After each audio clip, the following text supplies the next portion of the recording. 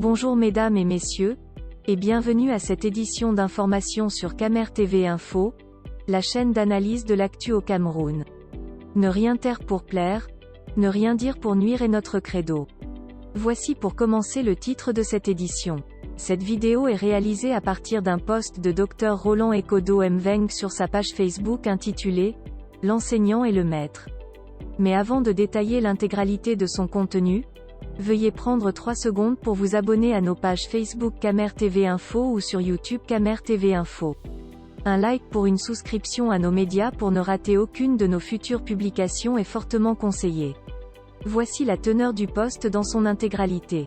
L'enseignant et le maître. Les enseignants du Cameroun et d'Afrique sont en réalité très brillants, au point où une incessante revendication nobiliaire de maître apparaîtrait plutôt comme un complexe de supériorité paternaliste, comme une vicieuse et orgueilleuse réclamation de reconnaissance, comme une tentative de récupération politique, ou finalement comme un doute de soi.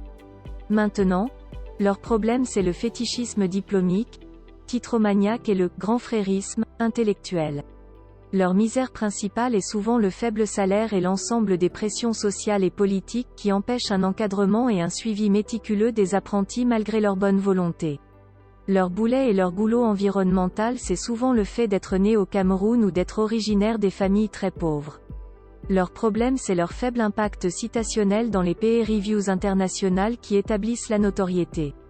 Leur défaut c'est parfois leur tentative de privatisation des sous-champs disciplinaires en domaines réservés et en précaré scientifique. Ce qui est lamentable avec certains aujourd'hui c'est leur suffisance, leur technophobie, leur enfermement culturel et leur éternelle fixation dans le passé. Leur manquement criant c'est évidemment le défaut de construction des chaires, des centres de recherche et leur faible innovation doctrinale et technologique. Leur faiblesse théorique, c'est aussi leur mince autonomie heuristique vis-à-vis de la pensée provinciale. Leur impéritie c'est éminemment leur propension au psittacisme littéraire classique. Le souci avec certains, évidemment, c'est leur collusion incestueuse avec les tyrannies à des fins de prébande et de statut. Leur manquement éthique c'est souvent leur faible mobilisation des connaissances à des fins de développement et de libération des peuples.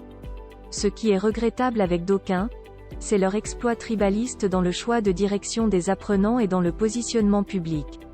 Ce qui est grave avec certains, c'est de souvent vouloir utiliser leur autorité morale sur des étudiants et étudiantes à des fins de harcèlement sexuel, d'inféodation sectaire et de soumission politico-idéologique. Le bémol avec nombreux d'entre eux, c'est de réduire le savoir à une simple fonction escalator de la haute administration publique. Moi mon seul maître c'est Jésus-Christ. Autrement, je me réserve le droit d'une distanciation épistémologique.